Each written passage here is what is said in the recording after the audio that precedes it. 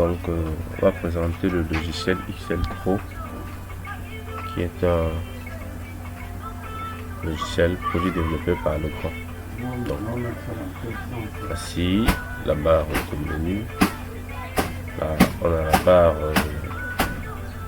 barre ici, les différents onglets de XL Pro, les différents modules. Comme vous voyez, on a le module de nomenclature, le module rangement, le module schéma, le module enveloppe. Donc, un projet sur XL Pro se fait en travaillant de manière ordonnée à travers tous ces différents modules. Donc, le module nomenclature, c'est dans le module nomenclature qu'on peut rechercher tous les équipements. Donc, si on a besoin d'équipement, copie modulaire, on clique dessus, copie de commande, bref, tout. Donc, là, on a les différents, la barre d'outils, là où la barre de tâches, la barre de menu, autant pour moi.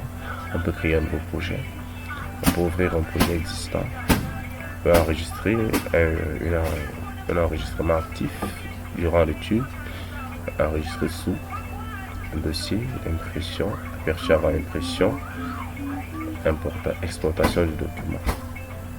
Donc, on va rapidement commencer un projet avec XL Pro. On va travailler et on va se mettre dans le cas de figure où on travaille un tableau terminal ayant trois circuits, un circuit d'éclairage, un circuit de prise et un circuit spécialisé. Okay. On va notamment commencer par les organes de coupure. On va se mettre dans le cas de figure où le réseau est triphasé. Choisir un sectionneur. Maintenant, on va associer à ce sectionneur puisque c'est un sectionneur triphasé, on va mettre des disjoncteurs modulaires qui peuvent protéger chaque voyant lumineux. Donc, c'est ça que je prends 3 disjoncteurs DPM pour faire une unité de commande de signalisation de voyants simple, vert, couleur. 3 voyants puisqu'on a 3 faces fermées. Ok. Maintenant on peut attaquer la première interrupteur différentiel.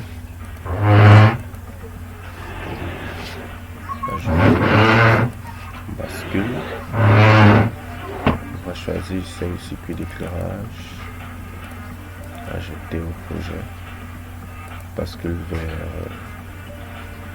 second circuit de prise. 30 mA. 1. Ajouter. Basculer. Disjoncteur de 16 A. 36. Ajouter. Basculer. Un dernier pour les circuits spécialisés. Type A. Ajouter. Là, on va prendre un bascule. On va prendre un 20 A. 3, 4, 5, 6. Ajouter. Okay. On peut fermer. On va dans le menu de rangement. Okay. Voilà les différents circuits. Je l'ai ici. Oui, il est de type AC. Je veux qu'il soit de section validée. Je modifie. Comme ça, non. Quand on a donc fini de faire les rangements, on va calculer ici les bornes. Peigne optimisé avec phase alternée ajoutée.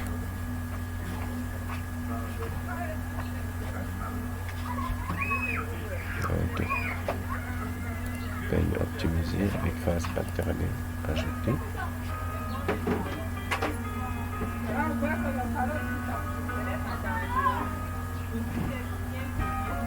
Peigne optimisé avec phase alternée et puis ajouté. Ok. Là, nous allons calculer toutes les bornes. Voilà, le schéma folio qui est sorti. Ici, le folio. Ok.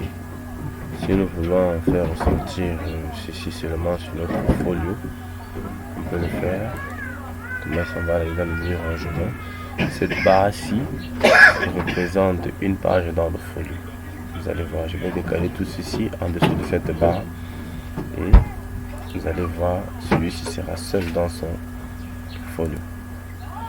Ça, ce sont juste les petits trucs esthétiques, rien d'autre. Insérer un vide. Insérer un vide. Insérer un vide. Insérer un vide, mais bon, c'est pas obligé, vous n'êtes pas obligé de le faire. Moi, je le fais juste parce que je voudrais que mon chemin soit propre. Si je m'en vais ici, vous voyez. Par la suite, lui-même, je peux faire la même chose. Insérer un vide. Insérer un vide.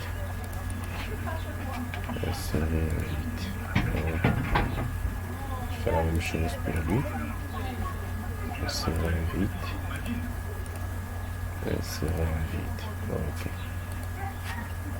Vous voyez donc que j'ai chaque truc sur son folio. Seul. Ok. Pas d'autre, je peux faire dans le menu de rangement. Je peux calculer les bornes. Je fais un clic droit. Calculer les bornes. Je viens. Type de raccordement 10. Face. Borne standard. Grise. Neutre. Borne bleue. Terre. Vert jaune. Emplacement. En bas, en haut. Type section. Toutes les sections. 6 mm, 10 mm, 16 mm. Ajouter. Je fais un clic. Sélectionne. Je calcule les bornes. Sélectionne. Je calcule les bornes. Ok.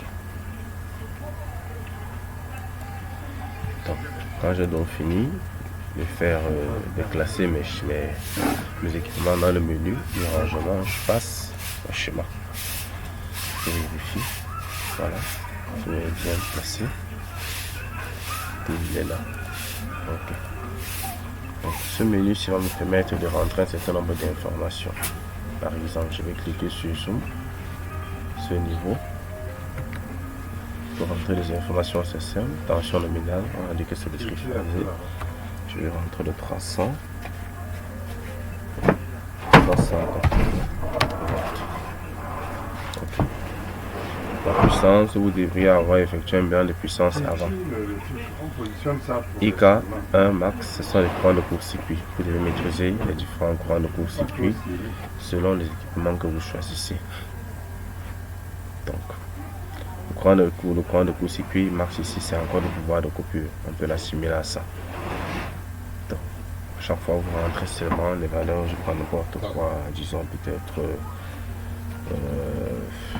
On ne doit pas mettre totalement là-bas. Ici, elle est déjà 60, coupée. 40, je dis n'importe quoi. Donc, ici, désignation, ça c'est la case de mon sectionneur. Donc ici, désignation, je vais dire que c'est le sectionneur. Ici, c'est le voyant, je vais dire le voyant.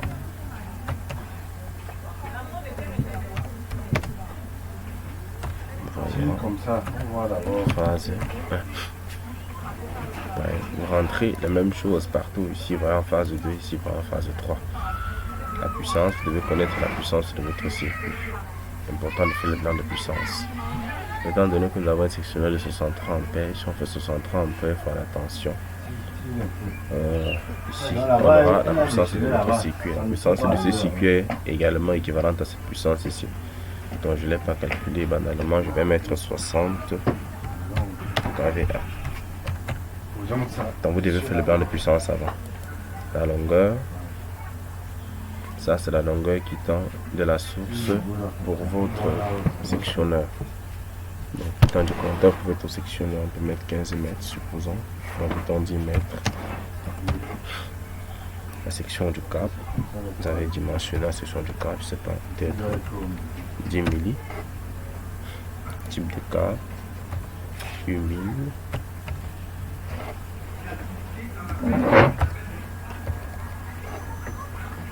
Type d'isolant, R, 2. Vous allez devoir remplir pour chaque circuit. Ici, la puissance c'est 2,2 kW. Circuit d'éclairage.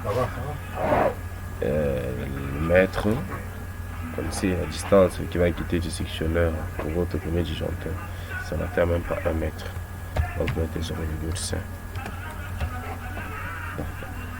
Je vous montre juste comment ça se passe pour remplir les valeurs. Donc c'est comme ça que ça se passe.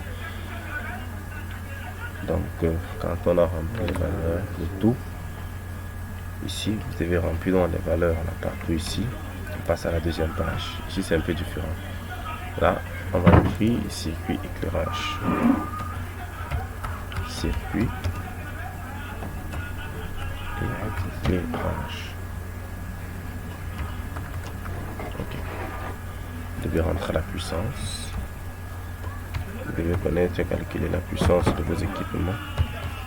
0,8 kg. Donc vous pouvez faire soit l'intensité de l'équipement, c'est-à-dire 40 ampères fois la puissance et le watts. Vous devez connaître comment est-ce qu'on calcule ces puissances ici. Refaire le cours sur les blancs de puissance. Ici, vous choisissez dans le circuit, puisque ici c'est déjà un circuit d'éclairage. On veut le référer. Donc dès qu'on a cliqué ici, on part sur créer, sur choisir. C'est un circuit d'éclairage, éclairage intérieur. Ça n'a pas pris, choisir éclairage intérieur. Ok, voilà, éclairage intérieur. Ok, donc chaque fois vous cliquez, vous venez renseigner ici. Ça c'est la puissance 2,2. la partie qui va rester posée à la chaise. 2,2 kW. Donc, ici vous allez rentrer la longueur qui tend de la boîte de dérivation pour le tableau, puisque c'est un circuit. La section câble, on commence le 1,5.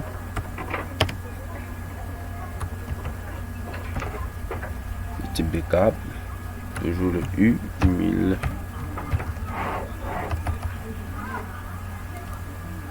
De câble c'est toujours le U1000. L'isolant c'est toujours le R2V. Vous remplissez pour tout. Ici même chose. Ici c'est circuit PC. Vous venez toujours ici sur choisir. Vous allez voir prise de courant avec terre. Ok.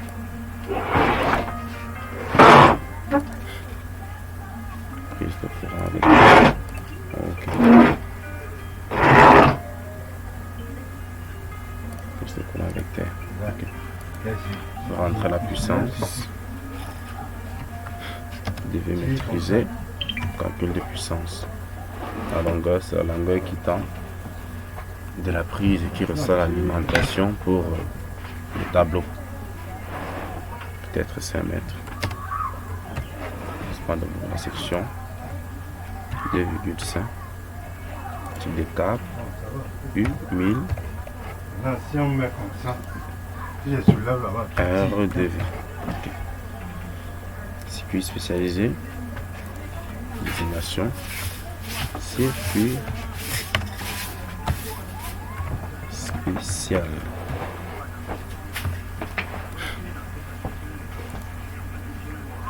Ici, climatisation.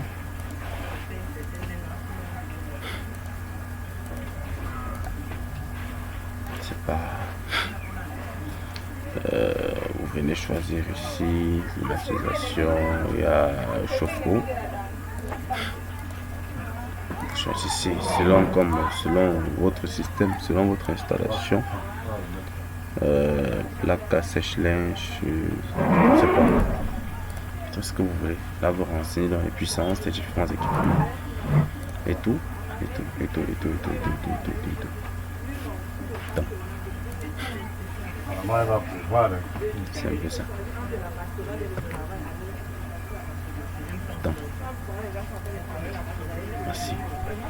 Maintenant, il faut renseigner les informations aussi sur l'affaire. Comment faire? On va ici sur propriété. Non. Je mets mon nom. Celui qui fait l'étude. Passe ça. Non. La date, elle est mise automatiquement. Vous voyez, on a apparu ici. Je viens ici, propriété du tableau, nouveau tableau, je vais effacer ça. Ici, je vais cliquer dessus. Efface. Si c'est le tableau du rail des chaussées, je vais écrire RDC. Je viens cliquer là. RDC. Numéro de l'affaire, ça ne nous intéresse pas trop. Mais il faut qu'on déconnecte là-bas. Ici. Elle a dit qu'elle s'est déjà déconnectée. Ici. Là-bas. Oui. Auteur, celui qui a dessiné. Je mets A. Non. Elle a dit que c'est Lim. Voilà. Donc, c'est tout.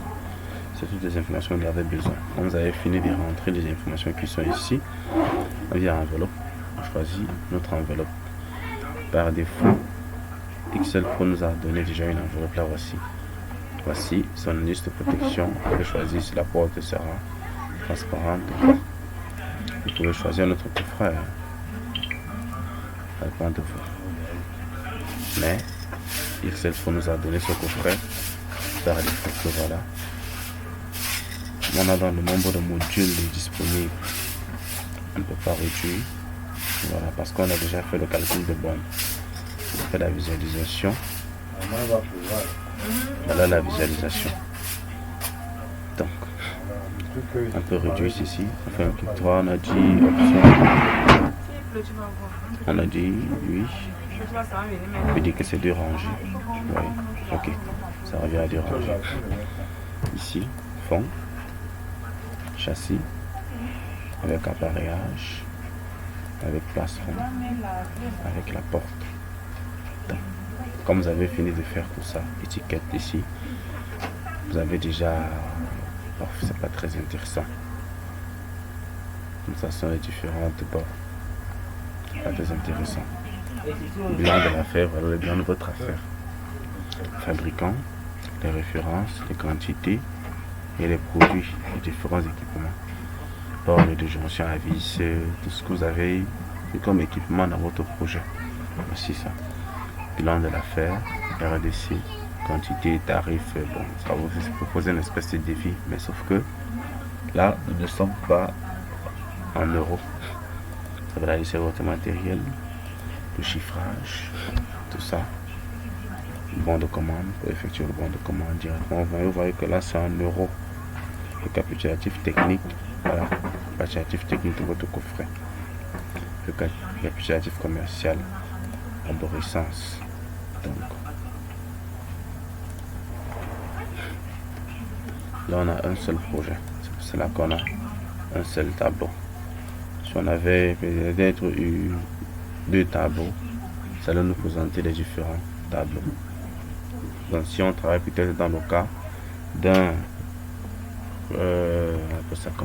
une colonne montante, on pouvait avoir un TGBT, des tableaux de distribution, ensuite les tableaux terminaux. Donc quand on a fini et que notre projet il est bon, on part ici.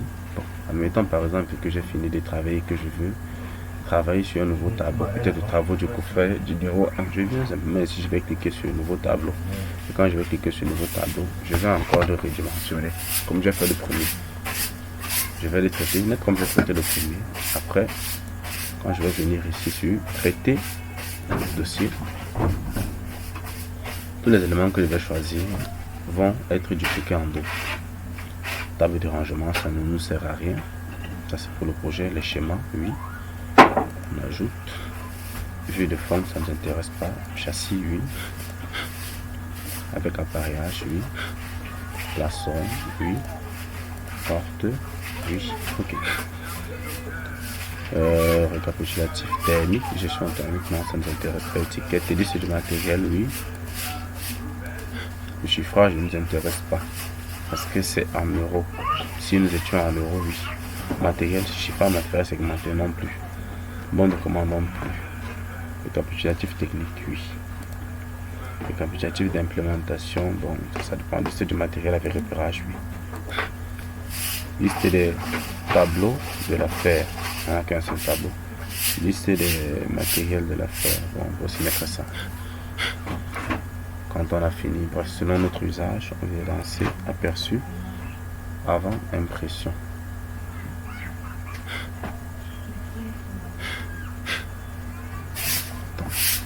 Là dans notre document.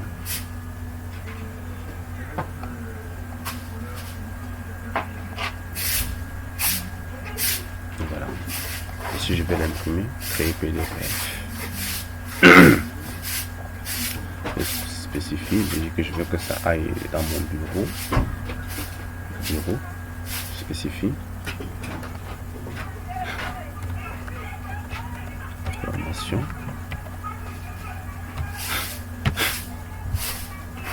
Ensuite je clique sur enregistrer.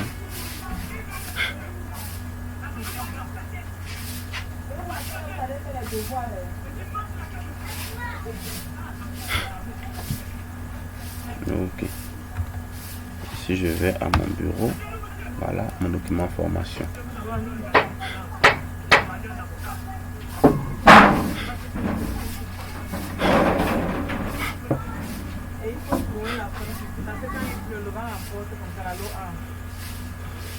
Ok, voilà mon document. Sauf qu'il est vide. Donc j'étais resté là pour vous montrer le principe et vous allez me produire un document conforme. Donc je pense que j'ai fait le récapitulatif de tout. Si vous avez des questions, vous allez revenir me les poser. Merci.